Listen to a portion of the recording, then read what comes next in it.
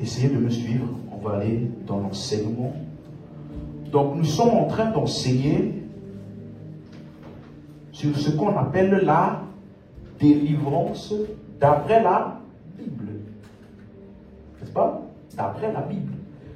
Chacun peut avoir son type de délivrance. Mais nous, en tant que croyants, ce qui forme la base de nos convictions, comme nous avons vu dans 2 Timothée 3, 15, il dit, dès ton enfance, tu connais les saintes lettres qui peuvent te rendre sage à salut par la foi en Jésus. Au verset 16, il dit, toute écriture est utile pour, premièrement, enseigner, deuxièmement, convaincre, troisièmement, corriger et instruire dans la justice. Et j'avais déjà expliqué que ce ne sont pas en tant que telles 4 choses, mais plutôt une chose qui produit les autres choses. Parce que l'enseignement des Écritures, qui sont centralisées sur le salut par la foi en Jésus, l'enseignement des Écritures qui sont centralisées sur ça, lorsque les Écritures sont bien enseignées, elles vont produire en toi des convictions correctes. Ce n'est pas parce que tu as une conviction que c'est vrai. Ce n'est pas parce que tu as grandi avec quelque chose que c'est vrai. Tu peux être convaincu d'un mensonge. Tu peux être convaincu d'une histoire qui est fausse. N'est-ce pas, c'est vrai? Il y a beaucoup de gens qui ont grandi avec, par exemple, je connais j'ai entendu, des personnes qui ont grandi toute leur vie pensant qu'une personne était leur père. Ils étaient convaincus à 100%. Jusqu'à ce qu'un jour, soit la mère a révélé la chose, ou bien ils ont fait des tests ADN, ils se sont rendus compte que ce sur quoi ils ont basé leur paternité était un mensonge. Donc le fait que tu crois en quelque chose et que tu es convaincu ne veut pas dire que c'est vrai. Voilà pourquoi nous avons les Écritures, afin qu'elles puissent nous emmener correctement aux choses auxquelles nous devons croire et aux choses pour lesquelles nous devons être convaincus. Amen. Donc concernant donc la délivrance, on a commencé par une prophétie. Nous avons expliqué que les prophéties de l'Ancien Testament, dans Luc 24 et également dans 1 Pierre chapitre 1 verset 10, nous avons vu que les prophéties de l'Ancien Testament, elles sont centralisées sur la personne de Christ. Elles nous révèlent les souffrances de Christ et la gloire qui devait s'en suivre. Et c'est avec cette lumière-là que nous devons analyser les prophéties de l'Ancien Testament. Vous vous rappelez? Donc dans Abdias chapitre 1 verset 17, on va faire quelques rappels très rapides. Il dit, version Darby, Abdias 1, 17, version Darby. Il dit, et sur la montagne de Sion, il y aura délivrance, et elle sera sainte, et la maison de Jacob possédera ses possessions. Donc, j'ai pris, vraiment, je pense que j'ai pris au moins 1 heure pour expliquer juste cette prophétie. Vous me suivez? Qu'est-ce qu'on appelle Sion? Le mot délivrance qui ne parle pas d'une action. C'est-à-dire que ce n'est pas à Sion que tu viens pour être délivré. Non, c'est plutôt pour dire que dans Sion, là, le mot hébreu pour délivrance, c'est Peleta, ça parle des rescapés. Nous avons donc vu qu'il y a plusieurs autres versions, Semeur et, si je ne me trompe pas, au second 21, Martin, qui traduisent délivrance par rescapé, réchappé. Donc en fait, sur la montagne de Sion, ce sont ceux qui ont échappé. Ce sont ceux qui sont rescapés. Ce sont ceux qui sont délivrés. Donc, si tu es à Sion, c'est parce que tu es délivré. Tu ne viens pas sur la montagne de Sion pour chercher la délivrance. Je vous ai donné l'exemple des camps de réfugiés. Les réfugiés de guerre. Ceux-là qui, par exemple, récemment en Ukraine, il y en a plusieurs qui ont été déportés de là-bas pour être emmenés dans plusieurs pays d'Europe. Donc ces gens-là, ils ont échappé à la guerre. Ils ne vont pas venir en France et commencer maintenant à chercher, bon, je dois échapper à la guerre là-bas en Ukraine. Non, c'est parce que tu as échappé que tu te retrouves en France, par exemple. Vous suivez? Donc tu ne viens pas en France et commencer à chercher comment être délivré. Non, c'est la délivrance qui t'a déporté. Donc, c'est la délivrance qui t'a emmené à Sion. Donc, dans Sion, là, les personnes qui sont sur Sion, sur la montagne de Sion, elles sont délivrées. Premier point que nous avons vu. Deuxième point, elles sont saintes. Parce que ça veut dire consacré ou séparé. Elles ont été séparées de l'ancien lieu là. Elles ont été introduites dans le nouveau lieu qu'on appelle Sion. Elles sont saintes, elles sont séparées. Ça ne veut pas dire qu'elles ne pêchent pas. Amen. Et le troisième point, elles ont un héritage. Quelqu'un me suit? Ça veut dire que ici, quand on parle des prophéties de l'Ancien Testament, on dit que ça parlait des souffrances de Christ et de la gloire qui devait s'en suivre. En analysant cette prophétie, on voit qu'elle parle beaucoup plus de la gloire qui devait s'en suivre. Vous suivez? C'est-à-dire que ceux qui ont bénéficié des souffrances de Christ là, voici la gloire dans laquelle elles ont eu part. Voici la gloire dans laquelle elles ont été introduites. Introduites dans quoi? Elles sont délivrées. Deuxièmement, elles sont saintes. Voilà pourquoi maintenant, troisièmement, elles ont un héritage. Voilà pourquoi maintenant dans Hébreux 12, verset 22, on a vu ça. Hébreux 12, verset 22, vous allez voir qu'on a vu que Sion n'est pas un lieu physique. Vous vous rappelez la loi de la première mention, dans 2 Samuel 5, verset 7, il disait que voici Sion, la cité de David, la forteresse de Sion est la cité de David. Donc, c'était le lieu, la maison de puissance dans lequel le roi donnait, émulguait et promulguait les décrets. Donc, c'est à partir de là qu'il exerçait son autorité. Voilà pourquoi nous avons déduit de cette première mention que Sion parle du royaume, l'autorité. Est-ce qu'on se rappelle jusqu'ici? Je fais des rappels très rapides. Et donc ici maintenant, dans le Nouveau Testament, dans les Épîtres, on dit, vous êtes approchés de la montagne de Sion. Premier point. Vous ne vous approcherez pas. Or, vous et moi, le lieu physique qu'on appelait Sion n'est pas ici, là où vous et moi nous sommes, pardon. N'est-ce pas? Donc ça ne peut pas être physique, ce dont on parle ici. Amen. Et voilà pourquoi il appelle ça la cité du Dieu vivant, la Jérusalem, comment? Céleste. Donc plutôt montrer déjà que ce de quoi il parle n'est pas physique. Et dans la suite, je vais vraiment prendre le temps de bien vous expliquer le mot céleste, les cieux, tout ça. Je vais encore un peu m'approfondir là-dessus par la suite. Amen. Donc ici déjà on voit clairement que il appelle ça Sion, premièrement, la cité du Dieu vivant. Tandis que dans 2 Samuel 5, verset 7 que nous avions vu dimanche, qui est la première mention de Sion, on appelait ça la cité de David, le roi David, où il exerçait son autorité. Donc on voit que le Sion de David est une image figurative, une ombre de la véritable Sion qui est qui? Qui est qui? Christ. La cité du Dieu vivant. Ça veut dire que le royaume en question n'est pas celui de David, mais le royaume de Dieu.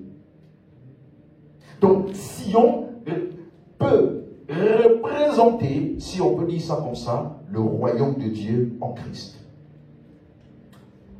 Donc, quand tu dis, si quelqu'un est en Christ, tu peux remplacer si quelqu'un est à Sion. La montagne de Sion. La cité du Dieu vivant, la Jérusalem céleste. Donc ça, ce n'est pas une promesse. C'est l'accomplissement de la promesse de Abdias. Amen. Donc, toi et moi aujourd'hui, la Sion de Christ n'est pas un lieu physique ou géographique. C'est aujourd'hui la montagne de Sion, c'est la cité du Dieu vivant. C'est en Christ, c'est là où nous sommes. La deuxième question que nous avons à laquelle nous avons répondu, c'était comment donc est-ce que nous nous sommes approchés de Sion? Vous voyez? Parce qu'il dit vous vous êtes approchés, non, mais comment est-ce que cela s'est fait? Donc on a vu rapidement Hébreux 10, verset 19. Hébreux 10, verset 19, où il dit Amen. Ainsi donc, frères, puisque nous avons au moyen du sang de Jésus une libre entrée dans le sanctuaire. Donc la libre entrée a été rendue disponible au moyen du sang de...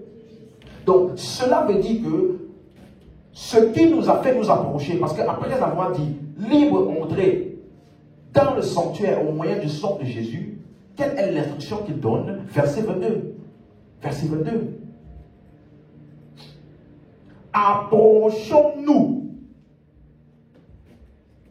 Vous suivez? Donc ce qui te permet de t'approcher, ou ce qui t'a permis de t'approcher, est que le sang a été répandu. Donc le sang de Jésus est ce qui nous a approchés de la montagne de Sion. Et quand on parle du sang de Jésus, on ne parle pas d'un liquide, bien évidemment, on parle de ce que Jésus a fait. Et ça s'est produit une seule fois. Ce n'est pas chaque jour que tu essaies de t'approcher. Non. Ce n'est pas chaque jour que tu essaies de te rapprocher. Non. Le sang a été répandu et dit quoi? Approchons-nous. Donc ça là, tu as appliqué ça une seule fois, le jour où tu as cru. Tu as été introduit. Amen. Est-ce que c'est clair pour tout le monde? C'est pour cela que dans Hébreux 12, là, après avoir dit, verset 24, après avoir dit, cité du Dieu vivant, verset 23 même. Hébreux 12, verset 23. Hébreux 12. Vous voyez, cité du Dieu vivant, Jérusalem céleste, maintenant il dit quoi? L'assemblée des premiers-nés inscrits dans les cieux. Et nous avons vu que le mot assemblée dans notre version est traduit par église. Donc l'église des premiers-nés qui sont inscrits dans les cieux, c'est ça qu'on appelle montagne de Sion. Vous suivez? C'est le groupement de ces personnes. Et, verset 24, Jésus qui est le médiateur de la nouvelle alliance et du sang de l'aspersion. Donc vous voyez que c'est le sang de l'aspersion qui caractérise tous ceux qui sont à Sion. Vous suivez? Et quand on dit aspersion, ce n'est pas je prends pour ça pour asperger. Non, ça fait référence à la pratique de l'Ancien Testament dans laquelle le souverain sacrificateur faisait l'aspersion du sang sur le propitiatoire une fois par an. Or, ce que Jésus a fait, c'est une fois pour toutes en offrant son propre sang, c'est-à-dire sa vie. Amen. Est-ce que c'est clair? Donc, ensuite, on a atterri pour parler de quoi? Le mot le plus récurrent que nous avons vu, premièrement, dans le Nouveau Testament qui parle de délivrance, c'est le mot grec roumai. R-H-O-U-M-A-I. Ça veut dire sortir d'un lieu ou délivrer pour soi-même. Ça veut dire que la chose ou la personne qui a été délivrée devient maintenant la possession du libérateur. Donc ce n'est pas libéré au hasard ou libéré et après tu fais ce que tu veux. Non, c'est une libération pour. Tu quittes d'un lieu pour un autre lieu. Amen. Est-ce que jusqu'ici c'est clair? Donc nous avons vu que c'est utilisé pour les esclaves. Lorsque tu libères tu vas secourir les esclaves, ils deviennent maintenant ta possession. Donc Colossiens 1 verset 13 explique bien ce mot-là. On a vu beaucoup d'autres versets dimanche, mais je vais juste prendre ce verset-là, qui nous a délivrés de la puissance des ténèbres et nous a transportés dans le royaume de son Fils. Donc ce n'est pas une délivrance au hasard dans tous les sens. Tu es délivré de quelque part vers quelque part. Est-ce que c'est clair? Donc, celui dont on parle ici, c'est qui? Il nous a délivrés. Ça veut dire que chaque fois que ce mot est utilisé, ce n'est pas sorti d'un lieu pour laisser au hasard. Non, la personne devient propriété, la possession du libérateur. Est-ce que c'est clair? D'un lieu vers un autre. Amen. Et j'atterris donc sur un terme. Déjà, en lisant ça, ça parle de qui? Nous, là, c'est qui ici? C'est nous. Nous, ceux qui avons fait. Verset 12, pour avoir le bon contexte. Rendez grâce au Père qui vous a rendu capable d'avoir part à quoi? L'héritage. Vous vous rappelez? La prophétie? L'héritage des... Ils ont un héritage et ils sont dans la lumière. Donc ça parle de qui? Ceux qui sont à Sion. Ceux qui sont entrés par le sang. Vous voyez? Ceux qui ont accepté et cru en ce que Jésus a fait. C'est eux qui ont un héritage, c'est eux les saints. C'est clair? Et il dit non, eux là, puisque dans la prophétie de Abdias, il y avait héritage, ils sont des saints. La suite c'est quoi? Verset 13. Il nous a... Donc, quand on dit que sur la montagne de Sion, il y aura délivrance, où il y aura des rescapés, ceux-là, ils ont été délivrés de la puissance des et transportés dans le royaume de son Fils. Est-ce que vous voyez maintenant? Donc, si tu es entré en Christ par le sang de l'agneau et que tu cherches la délivrance, tu ne sais pas ce qui t'est arrivé. C'est comme les personnes, et ça va me permettre de répondre à une question. Pas celle de dimanche, je vais répondre, mais à une question que les gens me demandent souvent. Je crois qu'une fois, à une session de questions-réponses, quelqu'un m'a demandé ceci.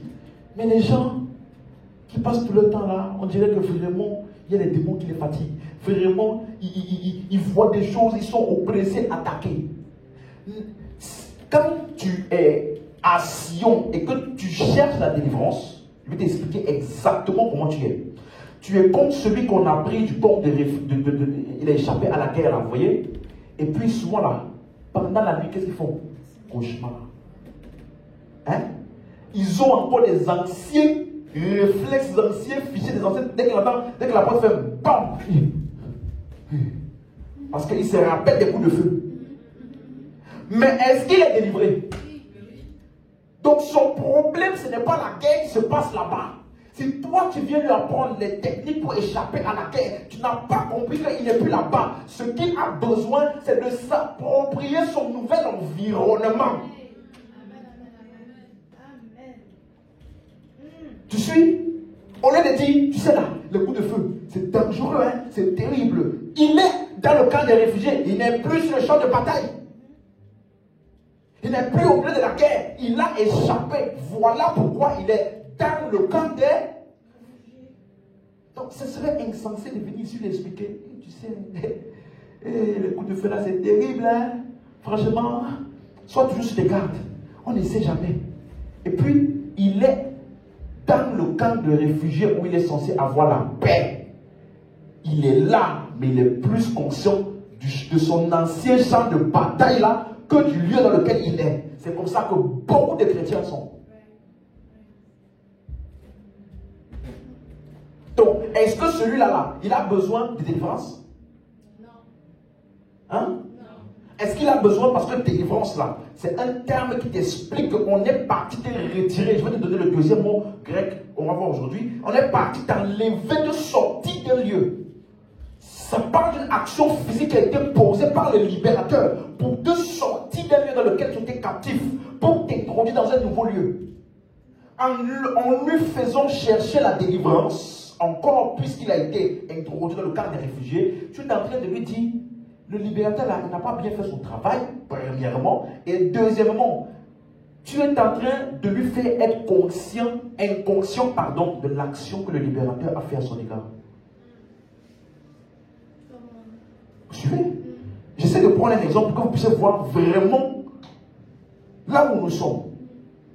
Normalement là, quand je vois cette fille, après la quête, tout ça là, on les amène dans un lieu paisible. Ils dorment. Tu vois, même il y a même des arbres, tout ça. Et quand tu vois sur les films de fin du monde là, ils échappent, tout ça. Et puis, on les met dans un endroit. Tout est paisible, tout est bien. Et puis, quand ils commencent à avoir des anciens réflexes, un bruit là, qui commence à faire, on lui fait vivre, ne t'inquiète pas. On lui rappelle là où il est. On ne lui dit pas, les fusils sont dangereux. On ne lui dit pas, la guerre est terrible. On lui dit, ici, sois tranquille. Donc ce qu'il a besoin, c'est qu'on lui rappelle là où il est. Jusqu'à ce que là où il est là, soit plus réel pour lui que les anciennes expériences. Pas établir des doctrines pour expliquer comment.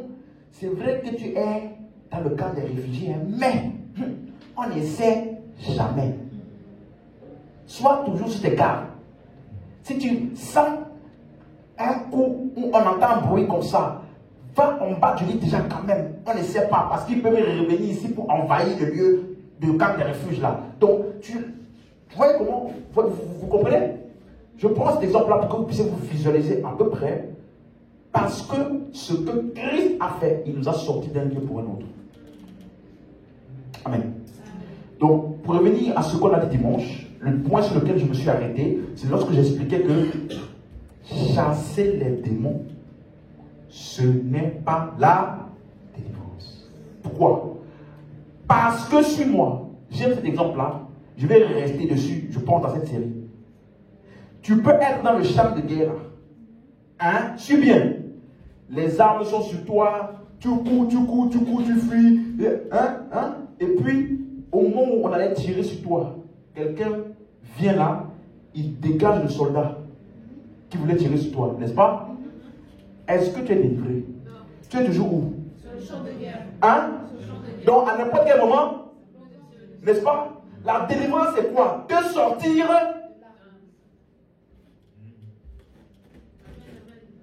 Vous avez suivi? Donc, ce qui se passe là, de manière temporaire, on a cessé l'activité de quelqu'un qui voulait t'oppresser ou qui t'oppressait. Mais tu es toujours sur le lieu d'oppression. Tu n'as pas déménagé. Tu n'as pas été délivré. Tu n'as pas été libéré. Quelqu'un comprend? C'est exactement ça. Voilà pourquoi Jésus dit dans Marc 16, verset 15. Allons verset 17 rapidement. Marc 16, verset 17 directement. Voici les miracles qui accompagneront ceux qui auront quoi? Ou ceux qui seront sur Sion. Ok. En mon nom, ils chasseront les. Donc, ça veut dire que Jésus n'a pas appelé ça délivrance. Il a appelé ça chasser les. Et ce n'est pas par manque de mots. Parce que ce mot délivrance a été utilisé par Jésus. On va voir ça par la suite. Donc, ce n'est pas parce qu'il manquait quoi dire. Ou parce qu'il n'avait pas suffisamment de mots qu'il n'a pas employé le bon terme. Quelqu'un me suit jusqu'ici? Ok. Donc, en mon nom, ils chasseront les démons. Donc, on a vu que le mot chasser veut simplement dire expulser. Comme quelqu'un qui est dans un logement et qu'il est hors la loi, il fait les démarches. Et puis, la procédure d'expulsion est validée. Donc, qu'est-ce qui se passe? On vient et on le met dehors. Ça ne veut pas dire qu'on l'a tué. Ça ne veut pas dire qu'il n'existe plus. Ça ne veut pas dire, si peut-être dans la maison là, où il a été expulsé. Peut-être la nuit, il peut revenir. Hein? Vous suivez? On l'a expulsé. Ça veut dire qu'on a cessé son activité dans cette maison-là. Quelqu'un comprend? Donc, voilà, expulser, chasser veut simplement dire expulser. Donc, quand les démons sont chassés, ils sont juste expulsés. Ils vont où? Ailleurs. Et encore. Mais ce n'est pas ça qu'on appelle la. Vous suivez? Luc 9, verset 38. Luc 9, verset 38. Voici du milieu de la foule, un homme s'écria, Maître, je t'en prie, porte les regards sur mon fils, car c'est mon fils unique. Verset 39. Un esprit le saisit, aussitôt il pousse des cris, et l'esprit l'agite avec violence, le fait écumer et a de la peine à se retirer de lui après l'avoir tout brisé. Donc ici, on montre les activités d'un esprit impur sur un enfant. Et verset 42 maintenant, verset 42. Comme il approchait, le démon le jeta par terre. Donc, quand Jésus approchait, le démon a jeté l'enfant en question par terre et l'agita avec violence. Mais Jésus, menaçant l'esprit impur, guérit l'enfant et le rendit à son père. Donc, chasser un démon a pour objectif principalement de stopper l'activité d'un esprit impur. Stopper, j'ai envie de dire, momentanément. L'activité d'un esprit. Ce mot momentanément là, je vais t'expliquer pourquoi j'emploie ce mot. Ok? Matthieu 10, verset 8. Matthieu 10, verset 8. Guérissez les malades, ressuscitez les morts, purifiez les lépreux, chassez les démons. Donc, ce n'est chasser les démons. Les démons là, qu'est-ce qu'on doit faire? Chasser. Pas converser, pas négocier. Matthieu 8, verset 16. Le soir, on amena auprès de Jésus plusieurs démoniaques. Dis avec moi démoniaques. Démoniaque, ça veut dire quoi? Possédé par des. Ok, donc ça veut dire que ces personnes-là étaient habitées par des démons qui avaient des activités sur eux. Vous vous souvenez? Et qu'est-ce qu'il a fait? Il chassa les esprits par sa parole. Et il guérit tous les malades. Il a conversé ou il a chassé? Ok. Il a donné le micro. Hein? Il a demandé, tu fais quoi dans sa vie? Explique-nous les modes opératoires de votre royaume là. Explique-nous. Jésus a fait ça. Tandis que Jésus a dit, je suis loin pour la délivrance. Hein? Donc, quand quelqu'un dit qu'il est expert là, de la délivrance, moi c'est mon domaine, Dieu m'a point pour ça. Jésus, est-ce que tu es plus expert que Jésus? Et Jésus n'a pas posé toutes les questions que tu poses tout le temps là. Tu fais quoi dans ta vie? Parle. Le démon fait, tu parles pas. Je délie ta bouche au nom de Jésus. Je délie ta bouche. Parle. Même le démon sait que ce n'est pas son domaine. Il n'a pas à faire ça. Mais tu le forces au nom de Jésus. Hey! Tu le forces au nom de Jésus à parler et à répondre aux questions. Tandis que toi, ton autorité, si ça vient de Jésus, c'est pour chasser. Ça fait quoi? C'est moi qui ai fait ceci dans sa vie, c'est moi qui ai fait cela, c'est moi qui ai fait ceci. Après, tu dis au nom de Jésus, sors. Après, ça tombe. Alléluia. Peuple de Dieu. Après, lève-toi, dis-moi. Est-ce que tu es conscient? Non. Est-ce que tu sais ce qui s'est passé ici? Non. Est-ce que tu sais ce que le démon a dit à travers toi? Non. Est-ce que tu sais que le démon nous a révélé ta vie et tout ce qu'il a fait dans ta vie? Non. Donc qu'est-ce que tu fais? Révèle-moi. Donc, là, le pasteur va révéler à la personne ce que le démon a dit. C'est le monde à l'envers. Là, tu deviens maintenant un prophète. Parce qu'un prophète veut dire parler de la part de. Tu deviens un prophète de qui? Le démon a parlé. Tu as accepté. Et tu vas maintenant retranscrire de la part du démon à la personne qui soi-disant était possédée. Ne vas-tu pas lui recommuniquer le même esprit là? Bon. Si je commence à entrer dans ça là, on ne va pas finir aujourd'hui. Laisse-moi me concentrer sur ce que j'ai prévu de dire. Vous me suivez? Mais aujourd'hui, c'est parce que ça spectaculaire, c'est parce que ça semble waouh, que tout le monde maintenant, tu baisses ta garde. Et puis tu penses que c'est ça qu'on appelle délivrance. Que si toi tu ne fais pas ça, tu n'es pas puissant. Tu n'as pas la puissance. Hein? Ou si toi, chrétien aussi, si toi on ne fait pas ça, tu vas dire non. Vraiment, je ne sens pas que je suis vraiment délivré. Moi, vraiment, il a seulement dit ça. Moi, je ne sais pas. Je veux vraiment sentir que je suis vraiment délivré. Il faut vraiment qu'il parle. Il faut que je tourne un peu, je tombe là. Et puis quand je me refais là, il faut que les gens disent que non, vraiment, tu as tout capté. Non, là, vraiment, je sens que le chef des démons là était vraiment en moi. Il est parti vraiment. C'est aussi à quoi les chrétiens. Quelqu'un m'entend? On dit, regardez, partout on dit chasser les démons. Tu ne verras jamais Jésus te donner l'autorité à quelqu'un pour faire parler les démons. Même quand les démons voulaient parler, Jésus disait, tais-toi. Oui.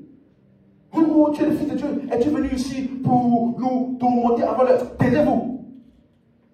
Là où la lumière et les ténèbres n'ont aucun droit de parole. Tu n'as pas compris ce qu'il vient de dire. Là où la lumière est, les ténèbres n'ont aucun droit de parole. Si tu vas dans un endroit où on donne plus de parole aux ténèbres, sache que le lieu là donne le nom de toi-même. Et puis c'est ce que les démons disent au travers des personnes. C'est ça qui constitue maintenant notre doctrine. J'ai dit à quelqu'un une fois, si il n'y avait pas ce genre de pratique et que les gens restaient cantonnés uniquement à la Bible, suis-moi, des mots tels que femme de nuit, mari de nuit, malédiction générationnelle, sirène des eaux. Hein? Pourquoi c'est tout? Bon, bref. Sirène des eaux, esprit de nuit, femme ou mari, ou ces mots-là n'auraient jamais autant d'ampleur au milieu de nous. Parce que ce n'est même pas écrit. Mais pourquoi est-ce qu'il y a ça beaucoup? Les gens ont donné la parole à ceux à quoi on n'aurait jamais laissé parler.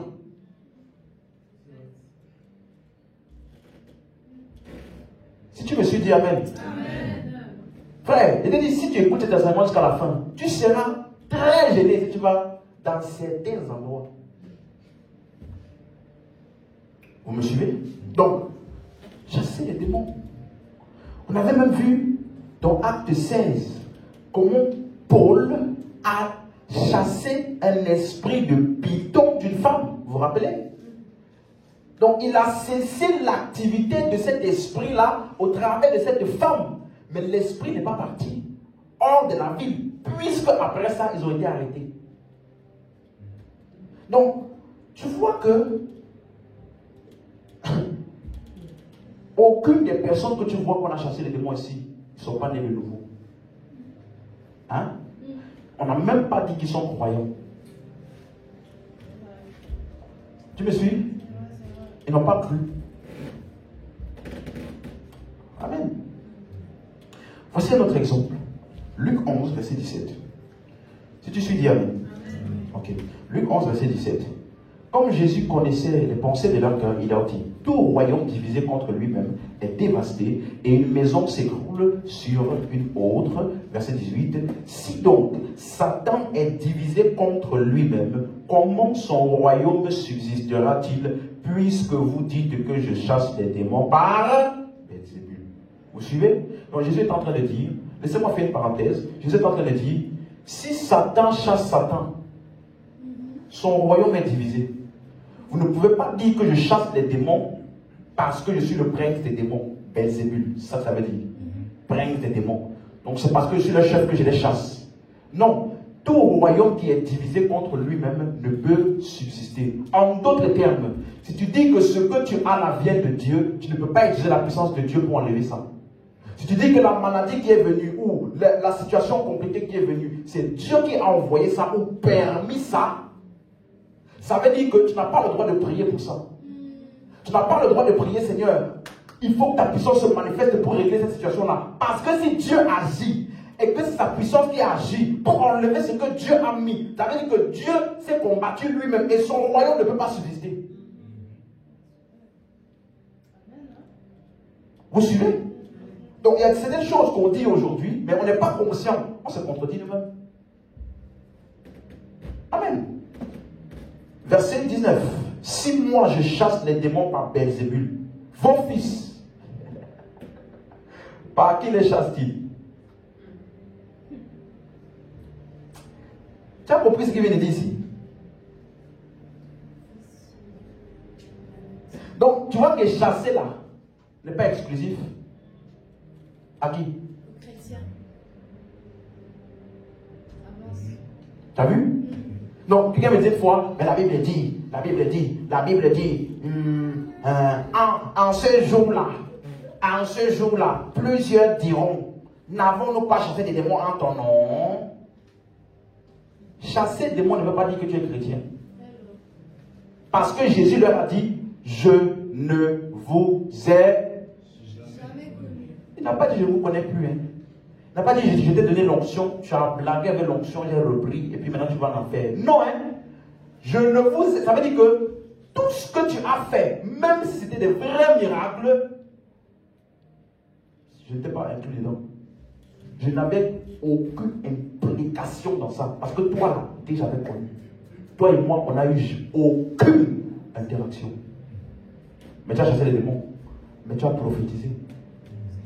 Tu as donné des détails. Hein? Tu as donné des choses qui étaient vraies. Vous voyez? À qui les chasse-t-il? Verset 20. Mais si c'est par le doigt de Dieu que je chasse les démons, le royaume de Dieu est donc venu vers vous. Verset 21. Lorsqu'un homme fort et bien armé garde sa maison, ce qu'il possède est en sûreté. Verset 22. Voici un texte vrai. On t'a jamais parlé de la parabole de l'homme fort. On t'a déjà expliqué comment l'homme fort. Regardez. Mais si un plus fort que lui survient et le dompte, il lui enlève toutes les armes dans lesquelles il se confiait et il distribue ses dépouilles. Il y a eu une époque dans ma vie où j'étais dans une église et là-bas, on avait un groupe de personnes qui avaient l'onction, qui étaient les seuls dans l'église. En gros, si tu es simplement, tu ne peux pas chasser des démons. Hein? Il faut que tu sois en un certain grade.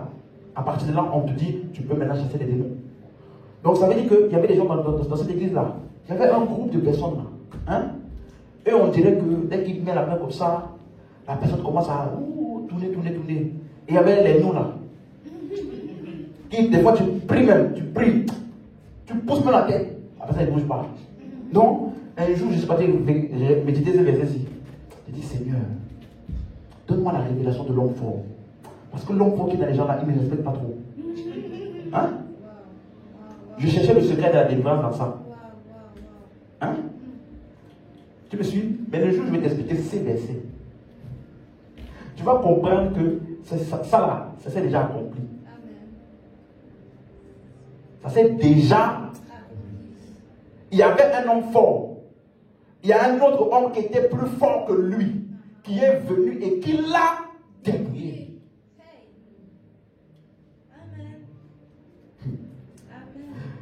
Aïe. Suis-moi. On dit, et il distribue ses dépouilles. Ces dépouilles-là, c'est quoi?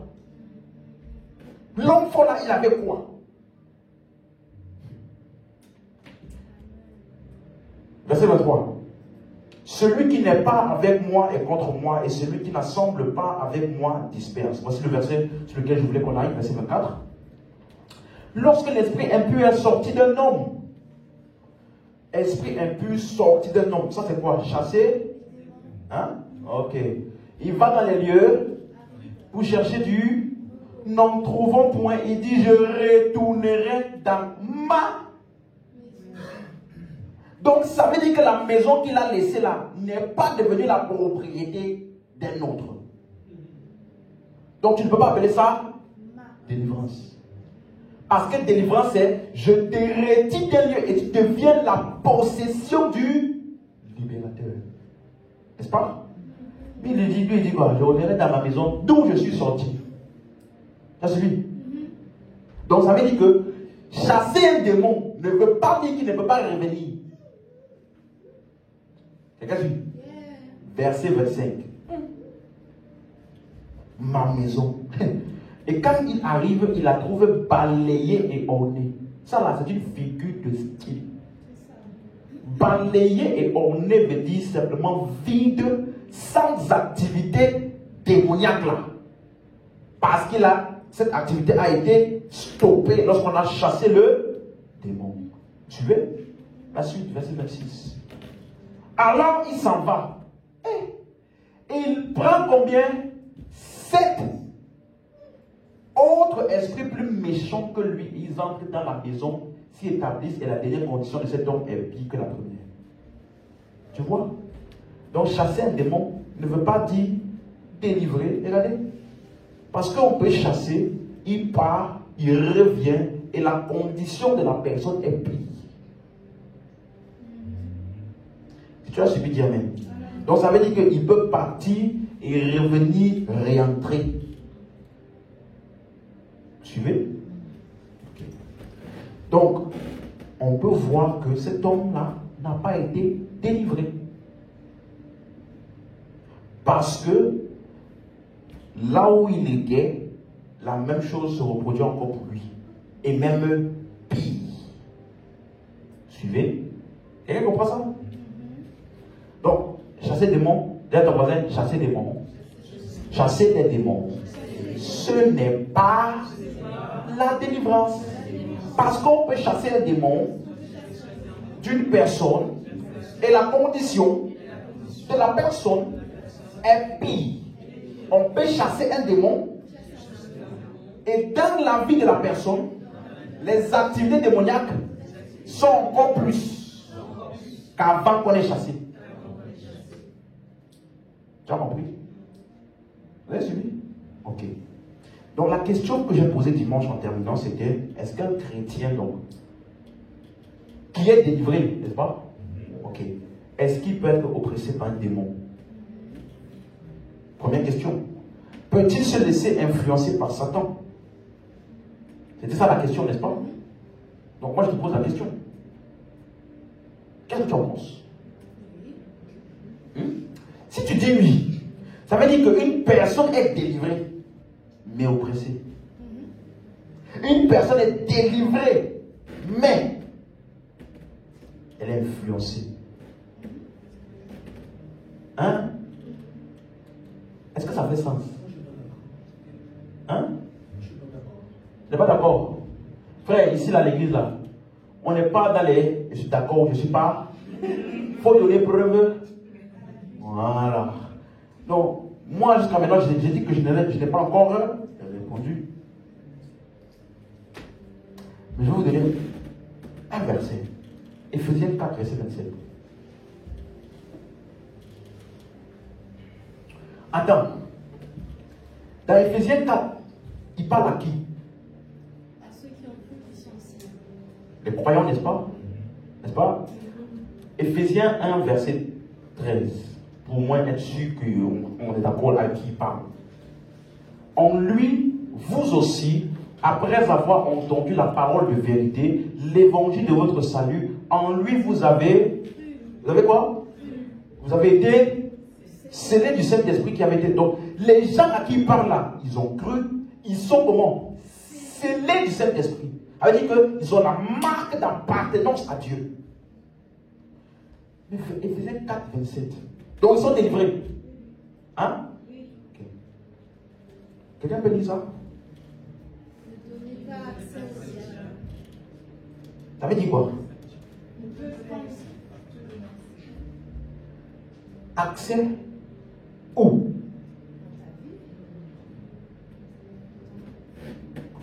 Cette personne à qui il parle, est-ce qu'il est délivré? Oui. Donc, de quel accès il parle? Mais en tout cas, un chrétien peut donner Accès. où? À qui? À Dieu. Ok. Et qu'est-ce que c'est ça? Jacques 4, verset 7. Regardez les passages pour que vous puissiez comprendre le concept de délivrance. Soumettez-vous donc à Dieu et faites quoi? Résistez à qui? Et il, loin de vous, ça veut dire qu'il était où?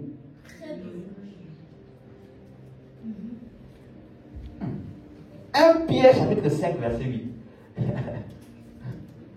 Quelqu'un comprend? C'est ça l'étude biblique. On appelle ça le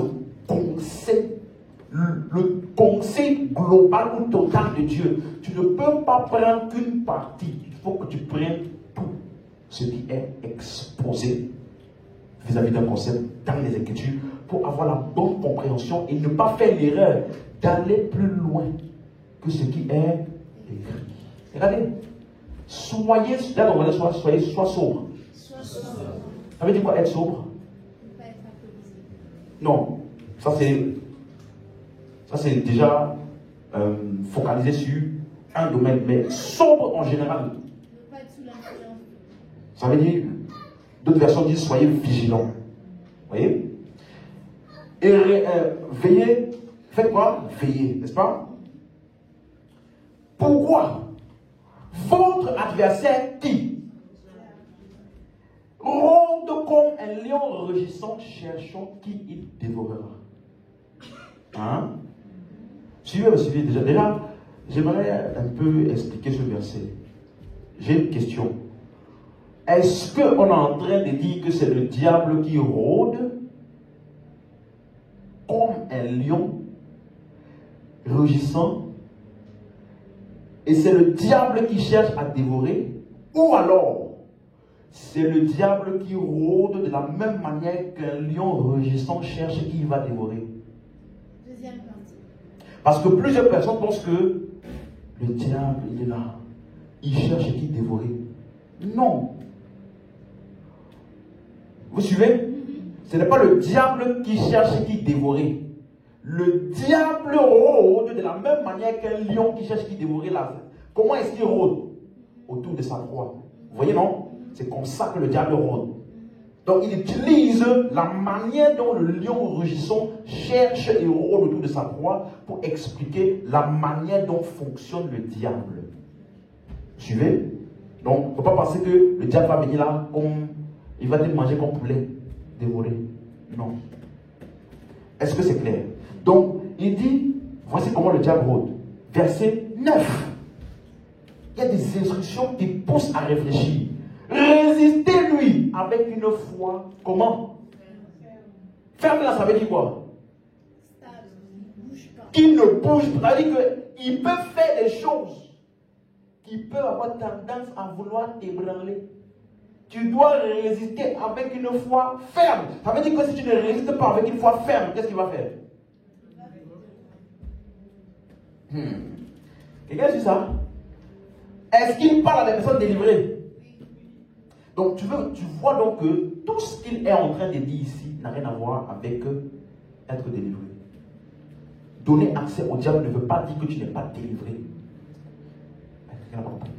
Donner accès au diable ne veut pas dire que tu n'es pas. Ok. Parce que la question c'est accès où? Il fuira d'où? De l'intérieur de toi? Hein? Est-ce que vous suivez? Donc, un croyant submanant peut être oppressé par le diable ou par un démon, même s'il est délivré. L'oppression, c'est ça qu'il appelle dévorer. Ça parle de quoi? Séduction, oppression, accusation, condamnation. Tu me suis? Si tu n'as pas appris à résister. Donc, tu peux être dans le corps des réfugiés, mais garder la mentalité du champ de bataille. Hein? Donc, ça veut dire que le champ de bataille n'est plus là. Physiquement, dans mon exemple, mais le champ de bataille est toujours vivant dans tes pensées. Vous suivez? Donc, ça veut dire que un croyant peut-il être influencé par le diable? Regardez ce qu'il dit. Verset 8.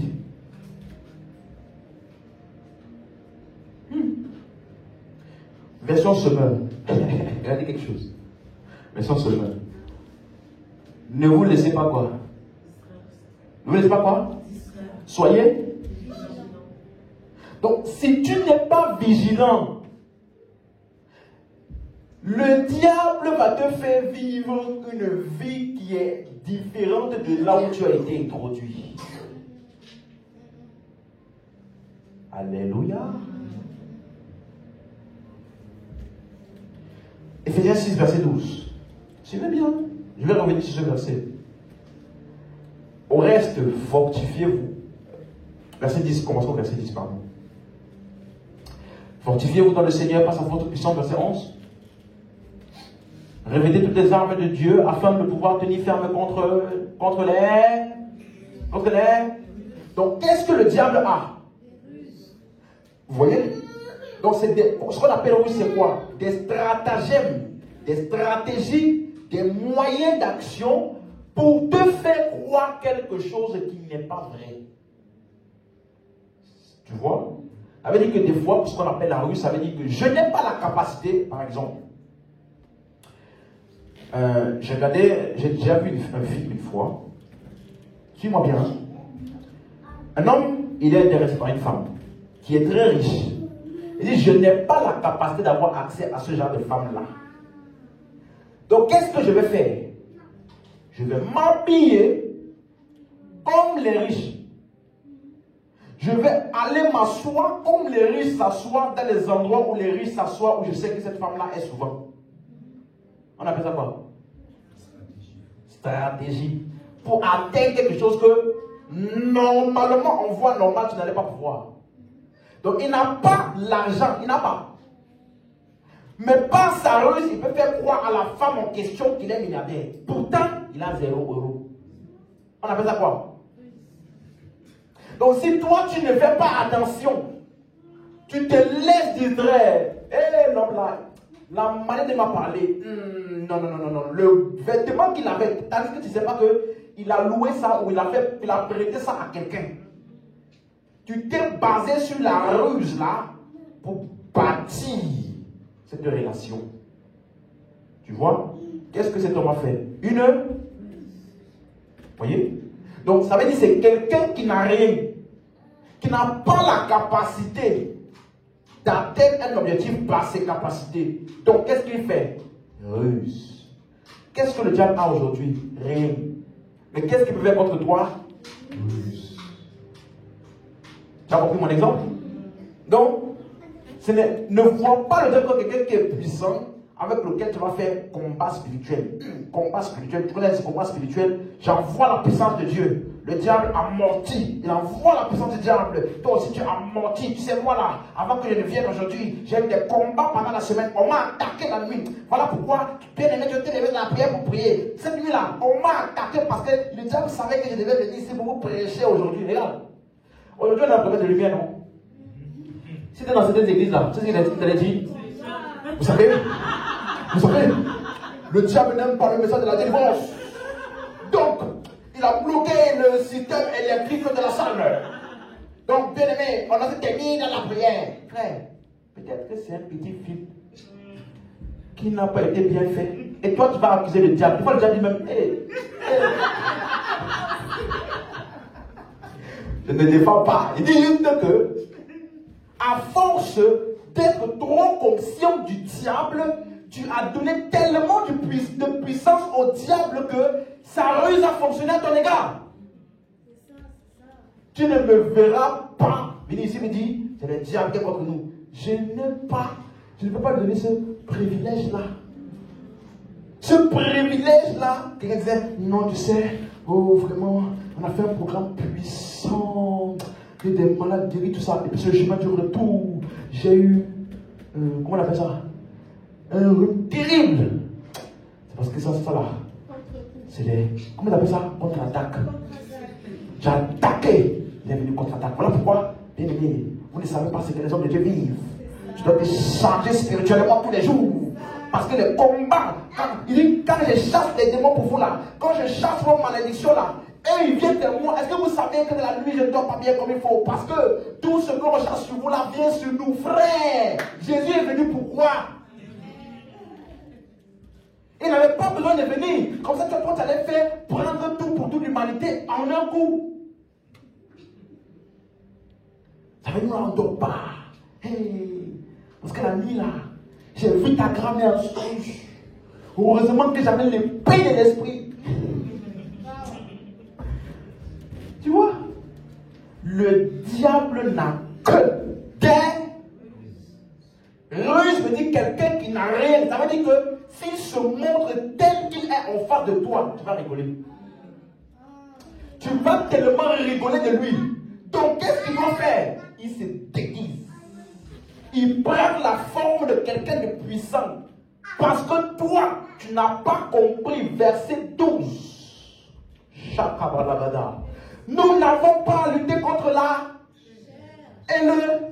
Donc il te rappelle que le combat là, ne fais pas l'erreur de regarder les choses physiques pour analyser ce combat. Parce que le domaine physique là, c'est le domaine d'expertise du diable. Il te rappelle. Bon, on n'a pas à lutter contre la chair et le sang, mais contre les dominations, autorités, princes de ce monde des ténèbres, les esprits méchants dans les lieux célestes. Tu comprends maintenant? Donc, si tu regardes les choses physiques, mais le pasteur avait dit qu'on a tout pleinement en Christ. Pourquoi j'ai dormi hier? Je me suis réveillé avec une douleur ici. Je pense que la parole là n'a pas marché. Ce qu'il a déclaré là n'a pas marché. Tu vois? Tu t'es trompé de lieu où il faut le regarder. Ce n'est pas la chair et le. Ça veut dire en dépit de ce que la chair et le sang me montrent. Ce qu'il doit faire quoi? Il a dit quoi? Résistez. Vous voyez maintenant? Rester veut dire quoi? Je reste focalisé sur ce que Dieu a dit. Montre-moi ce que tu veux. Fais-moi sentir ce que tu veux. Je reste focalisé sur ce que Dieu a dit. C'est pour cela que ce mot lutter, ça ne veut pas dire un combat comme ça. Ça veut simplement dire un conflit. C'est le mot grec parler. Ça veut dire qu'un croyant, il doit être conscient qu'il y a un conflit. Vous suivez? Je n'ai pas dit que le diable va venir en lui. Hein? Que tu vas venir devant l'esprit des autres. Et puis tu commences à tourner par terre, on dirait, on t'a mis dans comment on appelle les trucs là, les lumières qui sont les boîtes de nuit là. On dit, on attache ça à ta tête comme ça, tu commences à tourner aussi. Vous suivez? Ce n'est pas ça. Au contraire, quand tu fais ça, tu montres que la ruse là a marché. Vous me suivez? Résister. On n'a pas dit essayer de combattre. Ton combat consiste à résister à ces ruses. Parce que sur moi, devant les ruses du diable, il n'a qu'une seule action à faire. Résister. N'essaye pas de combattre. Je brise. Je brise tous les esprits qui sont venus pendant la nuit pour venir me visiter. Je vous brise. Vous étiez 4 au nom de Jésus. Je prends le premier. Je brise. Je prends le deuxième. Voilà ta vie de prière. Voilà ta vie de prière. Et là, tu penses que, non, c'est un expert. Je me rappelle une fois, je m'étais réveillé. J'avais dormi, je m'étais réveillé. Parce que l'homme de Dieu à l'époque m'avait dit, il faut que tu prennes 3 jours, 3 semaines par an de jeûne et de prière. Par rapport à un sujet qu'on avait. J'ai dit d'accord, je vais faire. La première semaine là, je m'étais réveillé le matin. On dirait que j'avais une épine en dessous du pied. Genre j'avais du mal à poser le talon. Tu vois non? Il a dit oui. Je vois. Ça là, je pense que ça veut dire que c'est un signe prophétique. Les esprits malins, ils veulent attaquer ta marche avec Dieu. Amplifie le jeûne là. Tiens comme dans le jeûne. T'inquiète pas, c'est les attaques déjà comme ça. Ça montre que ça marche. Donc c'est quand le diable fait que ça marche. Donc mon signe pour savoir que ça a marché, c'est ce que le diable fait. Non, toi quand tu fais là, il n'y a pas beaucoup d'attaques là. C'est comme si ce n'est pas trop puissant. Tu as fait jeu de prière, tu n'as pas été d'attaque, tu n'as pas dormi, on t'a pas poursuivi la nuit, tu n'as pas eu quelque chose de bizarre qui s'est passé dans ta vie là. Tout est nickel. Je questionne ton jeu de prière là. Tu vois? Vous voyez? Quand je me lève le matin, peut-être même, c'est un moustique qui m'a piqué en bas, peut-être que j'ai marché sur un truc, tu ne sais pas. Et puis je me lève là, je marche comme ça, j'ai un peu mal. On attaque ta marche. Ils ont commencé. T'inquiète pas. Tiens ferme. C'est ça là. À la fin, tu auras la victoire. Tu vois? Ne vous laissez pas distraire. Donc ça veut dire que quand il dit soyez vigilants ou veillez, n'est-ce pas? Ça veut dire que toi et moi là, même si on est délivré, on doit être. On doit être comment? Vigilant. Parce qu'il rôde. Si tu ne résistes pas avec une foi ferme, tu es délivré, mais tu vas vivre la vie d'un non délivré. Hein? Est-ce que vous suivez? Regardez. Ça veut dire que ce n'est pas suffisant de dire je suis assis dans les lieux célestes en Christ. Tu es assis. Hein? Et puis tu n'es pas vigilant. Tous tes amis sont des non-croyants. Tu n'es pas vigilant. Tu comprends? Je suis assis dans les lieux célestes et puis tu vas en boîte de nuit. Tu n'es pas vigilant. Non. Parce que si tu fais ça, tu es en train de montrer que tu n'es pas vigilant et que tu es une proie facile. Tu ne peux pas avoir des incroyants comme meilleurs amis et tu vis une vie chrétienne efficace. Les mauvaises compagnies corrompent les bonnes. On n'a pas dit peut-être. Hein? On n'a pas dit peut-être. Beaucoup de personnes, ils se donnent trop. Ils se surestiment. Non, moi, je peux être au milieu des non-croyants. Ils ne vont jamais m'influencer. Hein. Là, quand tu parles comme ça, là, tu as déjà commencé. En fait, c'est parce que tu es déjà influencé que tu commences à parler comme ça. Parce que toi, ça te dérange. Mais tu cherches une raison pour te rassurer à toi. Non. Moi, franchement, la cigarette, ça ne m'a jamais rien dit. Tout ça, donc, tel péché ou telle chose, ça ne m'a jamais rien dit. Donc, même si je reste au milieu de Dieu, je vais faire ça. Non. J'aime juste être au milieu d'eux, on parle de la vie quotidienne et tout. Mais sinon, tranquillement, il n'y a rien. Tu vois? Et comment on se voit que tu combats avec toi-même. Tu vois? Ça veut dire que tu parles et tu donnes une raison à ce que tu veux dire. Tu t'expliques à toi-même. Qui t'a demandé quoi? Tu vois?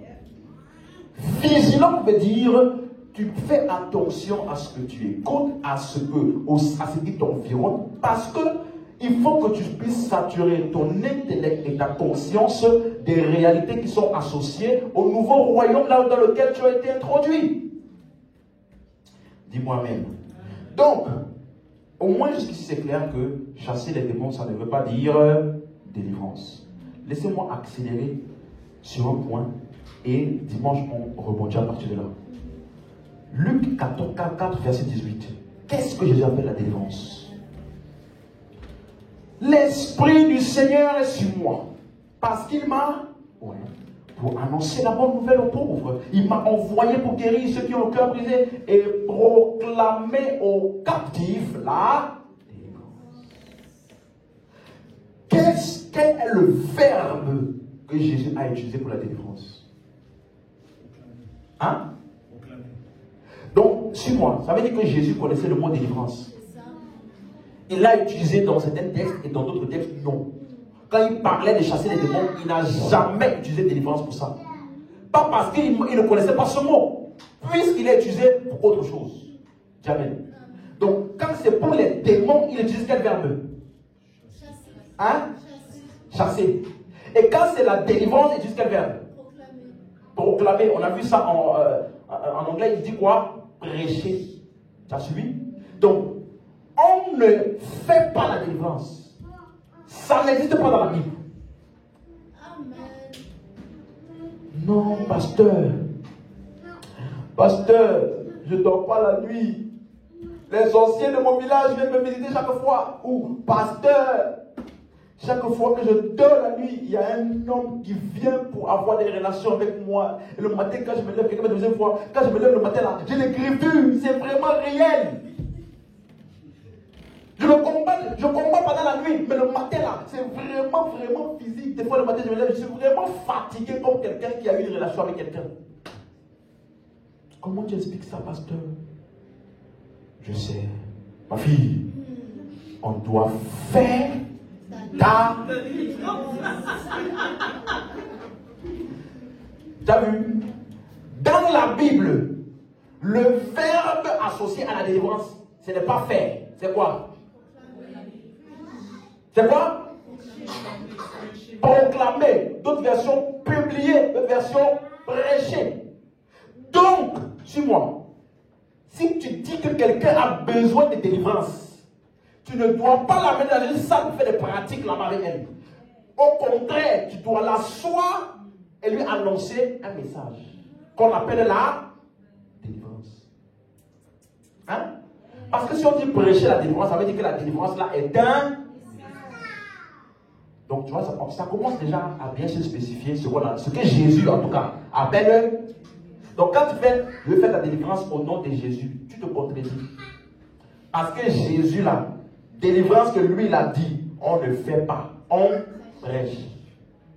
Tu as suivi? Donc tous les gens que tu vas tourner là, tourner, tomber, se relever, tout ça là. Faut pas dire qu'on a fait leur... Non. On a peut-être chassé même un démon. Mais on n'a pas fait là.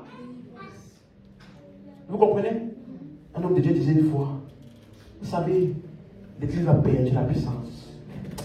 L'église a perdu la puissance. On vient dans les assemblées et tout ce qu'ils font, c'est prêcher.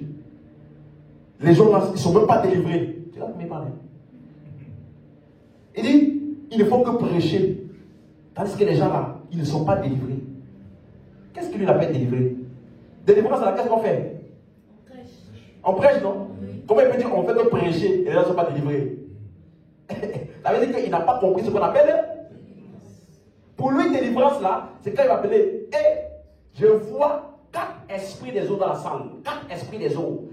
Et commencez au nom de Jésus. Quand tu vas voir, les gens vont commencer à tomber là. Là, ils pensent qu'il y a là. Mon peuple périt par manque de connaissance. Amen. Donc, je vais t'expliquer ce qu'on appelle délivrance. Tu es prêt? En tout cas, c'est ce que Jésus appelle délivrance. Donc, si tu dis, je suis apôtre de la délivrance, j'ai un mandat spécial. Dieu m'a parlé quand j'étais en train de prier dans une vision claire. Il m'a dit, va délivrer mon peuple. Et il m'a donné la puissance pour faire la délivrance. Voilà pourquoi dès que j'entre dans la salle, les démons commencent à manifester. Parce que je suis loin pour ça. Quand quelqu'un dit ça, dis-lui, qui t'a appelé? En cette délivrance-là, on ne fait pas. Délivrance-là, on prêche. Toi, tu viens, tu commences à parler, sors, et puis tu pars. Dès que tu as fini, tu es satisfait, tu penses que c'est bon, et puis tu pars. Tu n'as pas fait ce qu'on appelle la délivrance. Pardon, tu n'as pas prêché la délivrance. Donc tu viens, tu ne prêches pas. Et même si jamais tu prêches, c'est que tu prêches là, le mystère des eaux. Est-ce que vous savez, quelqu'un m'a parlé de ça cette semaine, bon bref, est-ce que vous savez qu'il y a un royaume dans les eaux? Il y a un monde là-bas en bas là. Quelqu'un m'a dit ça. Si tu dors et que tu vois que tu as des enfants, ça veut dire que là-bas en bas là, tu sais pourquoi ces enfants ne parlent? Tu sais pourquoi ces enfants ne parlent? C'est parce que tous tes enfants sont dans le monde des eaux. Frère, il faut m'envoyer là-bas en bas. Prends un sous-marin, descends pour les récupérer. Donc, mes enfants sont dans les eaux. Et moi, je te vois toi qui es sur la terre ici. Tu me sais à quoi? Alors voir les sous-marins là. Paye un billet. Tu vas entrer dans les sous-marins. Tu vas voir que la bamba là, c'est poisson hier.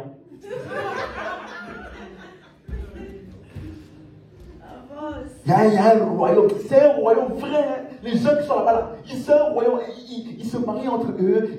Vraiment, il y a des maisons, c'est beau et tout. Hé frère, tu allais voir? Non. Tu as vu dans la Bible? Non. Mais il y a un grand occultiste qui avait dit qu'il était le prince du royaume de Mami Wata. Donc, suis-moi. Excusez-moi ce que je vais faire. Tout ça là, tu ne connais même pas 4 versets. Ça là, tu ne connais pas. Mais tu connais tous les mystères du royaume des eaux. Tu connais tous les spécimens, comment avoir la délivrance. Quelqu'un me disait une fois, si tu te lèves la nuit et que ton pied est comme ça, suis-moi, ton pied est comme ça veut dire que tu as un esprit de serpent ou un esprit de sirène.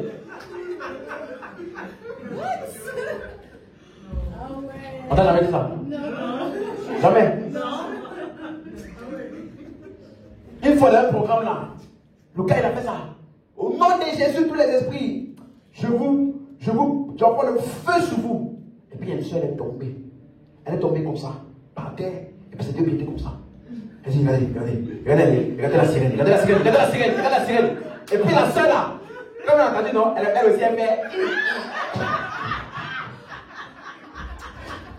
Quand je vous dis que le spectacle là est vraiment spectaculaire. Ça là, c'est un spectacle gratuit. Tu n'as pas besoin de payer le prix. Gratuit, ne va pas comme ça. On n'a même pas besoin de t'inciter. Les acteurs sont volontaires. Comment on appelle ça volontaire? Bénévole, merci. Les acteurs là, ils sont bénévoles. Donc aujourd'hui, on a besoin de faire un bon sketch. Donc quel est le bénévole qui se sent d'humeur à venir nous divertir aujourd'hui? Alors moi aujourd'hui, tu vois, voilà c'est quand on a transformé l'église. Tu vois? Et nous on voyait ça, on se disait waouh! Vraiment ton esprit de sirène là c'est vraiment vrai. Parce que la main de la soeur l'a fait là. Non, ça ne peut pas être théâtre. Tandis que c'est ça même qu'on appelle théâtre.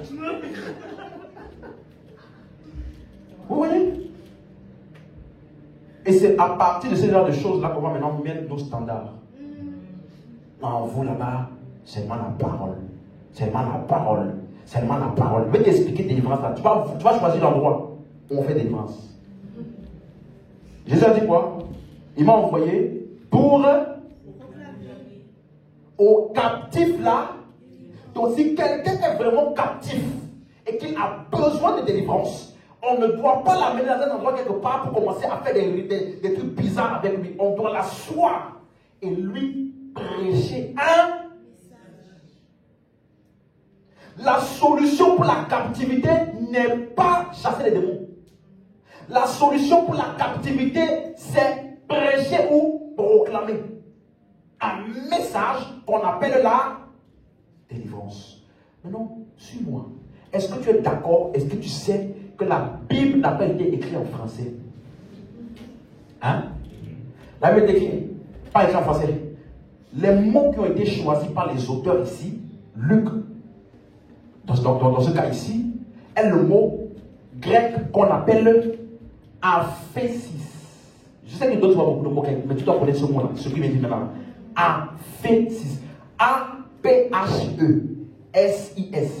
Ce mot-là, je vais te donner certains endroits dans la Bible où ce même mot est utilisé. Les auteurs ont traduit ça par deux mots français différents. Hein? Mais c'est le même mot grec. Tu as compris? Ok. Maintenant, suis-moi. Le mot aphésis veut dire libérer, laisser aller, oublier une peine. C'est-à-dire, tu as eu une peine, comme une peine de prison. Tu vois? On te considère comme tu n'as jamais fait de faute. Vous comprenez? Ça veut dire une rémission complète du péché. Quelqu'un suit? Ça veut dire que, suis-moi, suis-moi. Aïe, aïe, aïe. Quand il dit proclamer aux captifs la délivrance, laisse-moi te donner un verset où le mot aphésis est utilisé mot pour mot. Aphésis. Éphésiens 1, verset 7. Quelqu'un suit? En lui, nous avons la rédemption par son, la rémission des. Le mot la rémission, c'est le mot grec aphésis. Donc, comme tu vois aphésis, suis-moi, de manière interchangeable, tu peux remplacer délivrance par pardon des péchés. Hein? Donc, comme Jésus disait, proclamer aux captifs la délivrance, ça voulait dire quoi? Annoncer le pardon des péchés. Donc, la délivrance en Christ fait référence au fait de notre délivrance du péché. Donc, comme on dit, le pardon ou la rémission des péchés, ça veut dire que le péché sur moi ne peut plus rien contre toi devant Dieu. Tu as été délivré du péché. C'est pour ça qu'on appelle ça pardon ou délivrance. Regardez, Colossiens 1, verset 12. La délivrance biblique. Rendez grâce au Père qui vous a rendu capable d'avoir part à l'héritage des saints ou. Donc quel héritage s'agit-il? Verset 13. On a établi ça au début. Il nous a de la puissance des ténèbres et nous a transportés dans le royaume de son Fils. Le mot puissance, ça veut dire l'emprise, l'autorité, la capacité d'avoir l'emprise sur, la capacité de dominer, la capacité d'être assujetti à. Vous suivez? Ça veut dire que toutes les personnes qui sont dans le royaume des ténèbres, ils sont assujettis aux ténèbres. Or, on a été délivrés de ça, n'est-ce pas? Transporté dans son Fils, n'est-ce pas? En quoi consiste cette délivrance-là? Verset 14. Eh Jésus. En qui nous avons quoi? Et là? Donc la délivrance là, c'est quoi? Donc libération, pardon, aphésis veut dire libération de l'esclavage des fautes et de l'iniquité. Voilà pourquoi la délivrance est prêchée et non pas un culte spécial ou un moment dans lequel on crie. La délivrance est opérée en confessant de la bouche et en croyant dans son cœur que le Seigneur est ressuscité. Romains 10, verset 9. Il dit, si tu confesses de ta bouche le Seigneur Jésus et si tu crois dans ton cœur que Dieu l'a ressuscité entre les morts, tu seras. C'est ça la délivrance. Alléluia. C'est ça qu'il a appelé délivrance, dont la délivrance est prêchée. Voilà pourquoi Luc 24, verset 47. Est-ce que quelqu'un suit?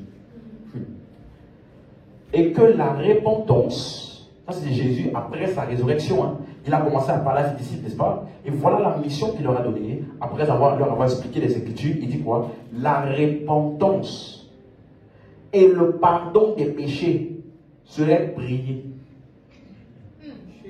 Serait quoi? En son nom à toutes les nations. Donc, pardon des péchés, elle fait quoi? Quel verbe? Délivrance, c'est quoi? Tu comprends? Donc, lorsque tu as cru en Jésus-Christ, tous tes péchés ont été pardonnés, tu as été libéré du péché. Il ne peut plus te condamner, il ne peut plus t'accuser, il ne peut plus être la cause d'une quelconque séparation ou d'une quelconque accusation à ton égard. Parce que tu as été délivré. Ou alors, pardonné. Amen. Jean 20, verset 21. Ça là, ce qu'on vient de lire ici, c'est la même chose que Jean, il dit d'une manière différente. Parce que c'est les paroles de Jésus après sa résurrection. Jésus leur dit, la paix soit avec vous. Comme le Père m'a envoyé, moi aussi je vous envoie. Vous voyez? Donc c'est le même instant lorsqu'il disait, allez par toutes les nations et autres. D'accord? Et voici ce qu'il leur a envoyé faire, verset 23. Et ça va t'aider à comprendre déjà le texte là. Ceux à qui vous pardonnerez les péchés, ils leur seront. Et ceux à qui vous les retiendrez, ils leur seront. Donc là, tu vas lire ça maintenant. Tu vas penser qu'on est en train de dire, tu m'as fait du mal? Ok, je retiens tes péchés. Ce n'est pas ça qu'il est en train de dire. Il a dit, je vous envoie. Or, le pardon des péchés, la repentance serait prêchée. Donc, c'est la réaction des hommes à ta prédication qui va leur donner accès au pardon des péchés ou non. Vous voyez? Donc, quand on dit ceux à qui vous pardonnerez, ça veut dire ceux à qui vous avez prêché et qui ont cru. Et ceux à qui vous retiendrez, ils leur seront retenus. Ça veut dire ceux à qui vous avez prêché et ils n'ont pas cru, leurs péchés seront retenus. Voilà pourquoi la même chose maintenant dans Marc. Il dit, voici, Marc 16, verset 15. Marc 16, verset 15. C'est la même chose qu'il dit. Allez par tout le monde et prêchez la bonne nouvelle à toute la création. Verset 16. Celui qui croira et qui sera baptisé sera sauvé. Celui qui ne croira pas sera. C'est la même chose. C'est le même événement qui est raconté par les 4 auteurs. Est-ce que vous suivez? Même chose dans Matthieu, allez par toute la création, allez, pardon, faites des disciples de toutes les nations. Vous comprenez? C'est la même chose. Donc, de manière basique, suivons maintenant. De manière, en fait, aujourd'hui là, si je voulais, je pouvais finir l'enseignement, la série.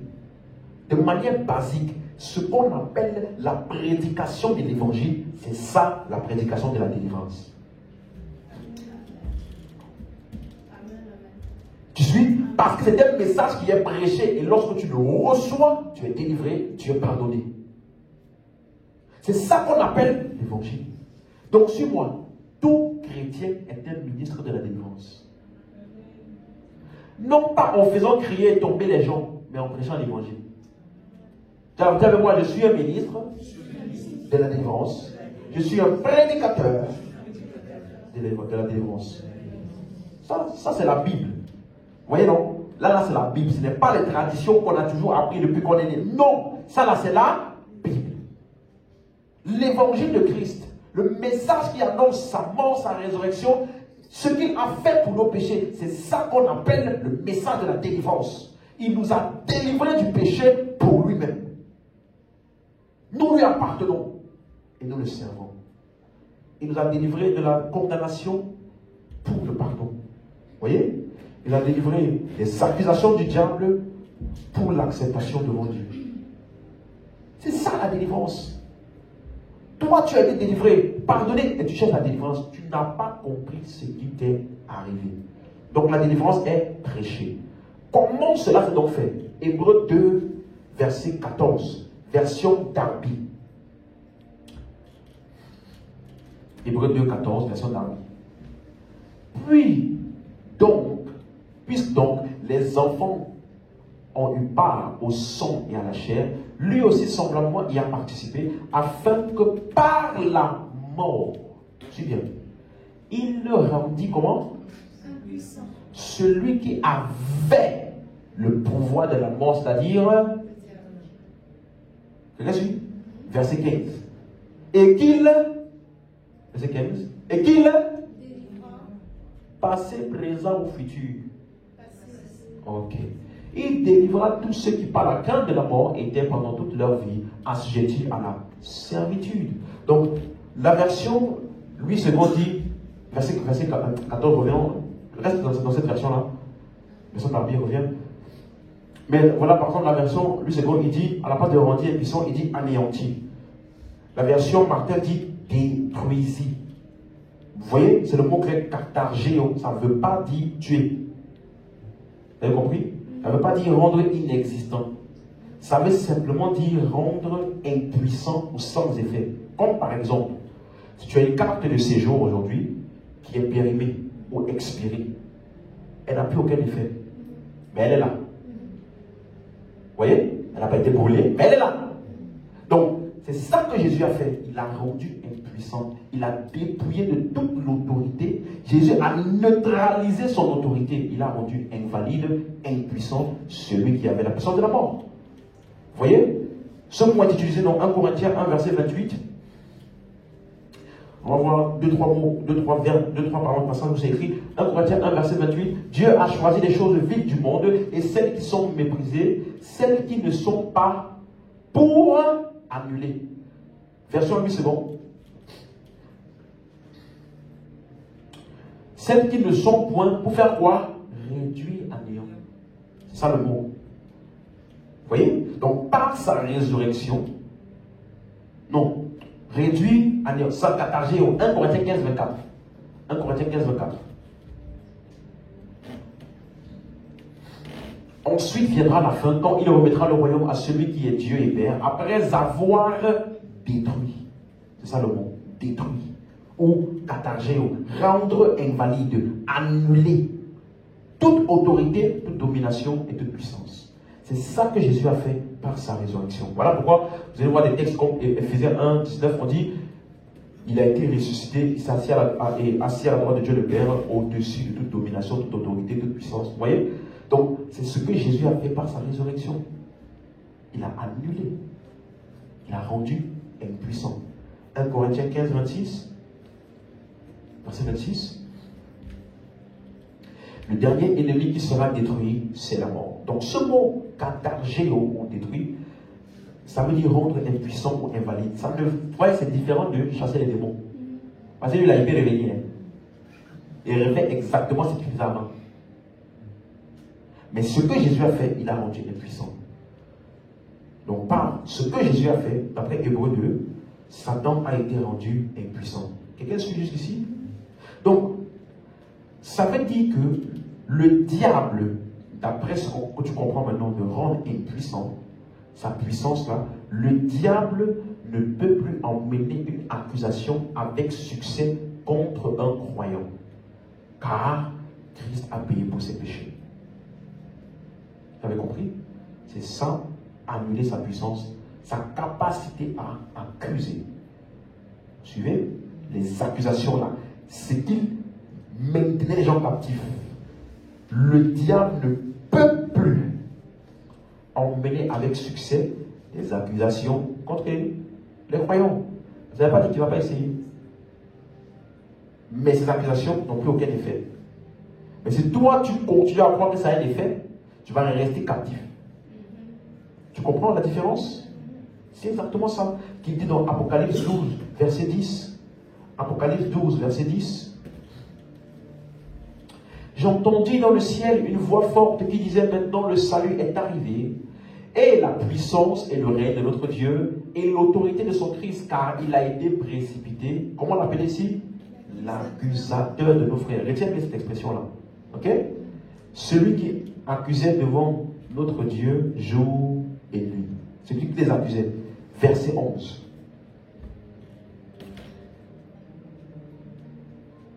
Ils l'ont vaincu. Je pense que j'ai oublié le verset. Verset 9, pardon. On commence au verset 9. On a déjà lu le verset 10, mais il y a un autre texte. Il fut précipité le grand dragon, le serpent ancien, appelé quoi?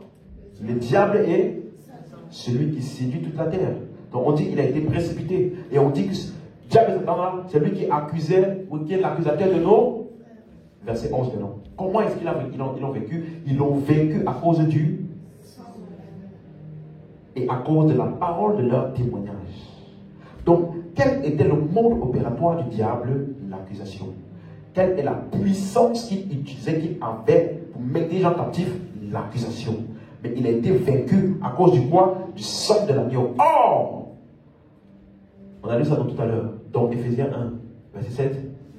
En lui, en qui nous avons la rédemption par son sang, c'est-à-dire la rémission des... Donc le sang a été répandu pourquoi? Hein?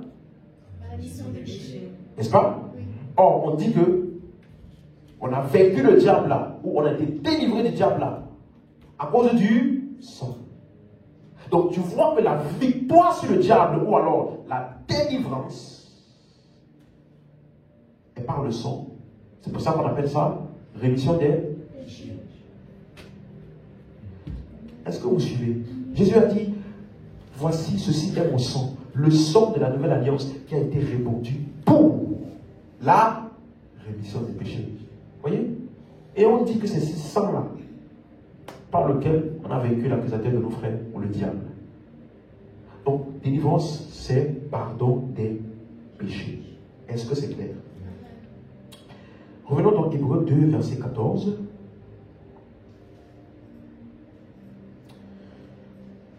On va lire ça et on va terminer pour aujourd'hui. Version Darby. Donc on dit, il a rendu impuissant celui qui avait la puissance de la mort, c'est-à-dire le diable. C'est clair pour tout le monde? Le mot délivré? Pardon, le mot rendu impuissant, katargé, ça veut dire rendre sans effet, annuler. Il ne peut plus donc accuser. Ces accusations n'ont plus aucun effet. Vous suivez? Parce que Jésus a payé pour tous les péchés. Et voici un autre verbe qui est utilisé, verset 15. Deuxième mot, on va voir ça dimanche. Verset 15. Et qu'il leur délivra. Le mot délivrer ici, c'est le mot apalasso. Ça veut dire enlever d'un lieu. Tu suis? Quitter, enlever. Ça veut dire que ça décrit l'action en elle-même. Donc Colossiens 1, 13, lorsqu'il a dit, il nous a délivrés de la puissance des ténèbres, et c'est le mot roumaï qu'on a vu, ça parle de l'événement qui s'est passé. Mais le mot ici parle de l'action en lui-même, du fait qu'il nous a enlevés. Vous suivez? Ça veut dire que toi et moi, on a quitté. Parce qu'on dit délivrer de la puissance des ténèbres. Suis-moi. Toi et moi, nous avons quitté la juridiction des ténèbres. Tant que tu es en France, les lois de la France, tu es soumis à ça. Amen. C'est vrai? Dès que, même si tu es en avion, tu quittes le sol français, toutes les lois de la France n'ont plus aucun effet sur toi. Vrai ou faux? C'est ça, à Palasso. Il t'avait quitté cette juridiction-là. Elle ne peut plus exercer son autorité sur toi. Vous suivez? Il a enlevé au diable cette capacité d'exercer l'autorité sur un croyant. Vous suivez? C'est ça. C'est ça qu'on appelle, quand tu quittes la juridiction d'un pays, toutes les lois de ce pays ne peuvent plus exercer une domination ou une autorité sur toi. Amen. Donc, le diable, il exerçait sa puissance, on dit la puissance de la mort, comment? Accusation, condamnation. Donc, la puissance des ténèbres, c'était donc le fait d'emmener l'accusation et la condamnation contre les gens. Et c'est de ça que nous avons été délivrés. Ça veut dire quitter d'un lieu. Un exemple, Acte 9, verset 12. Acte 9, 12. Quelqu'un suit? Acte 9, 12. Il a Acte 9, 12. Je reviens à la version 8 secondes. Ok.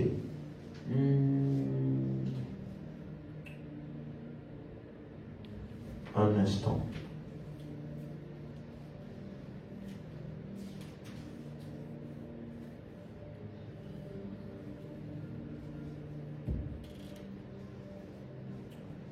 Acte 9, 12. Non, ce n'est pas le bon verset. Donnez-moi un instant, je vais trouver le verset.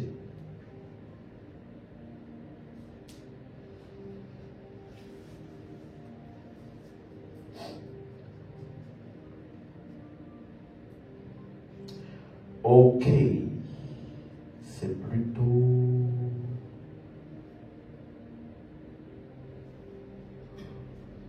Non, ce n'est pas celui-là.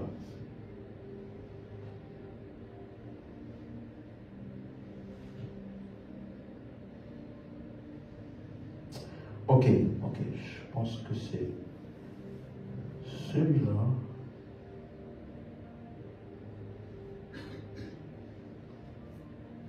Acte 19, verset 12. Pas acte 9. Il y a une erreur dans mes notes. Voilà, acte 19, verset 12.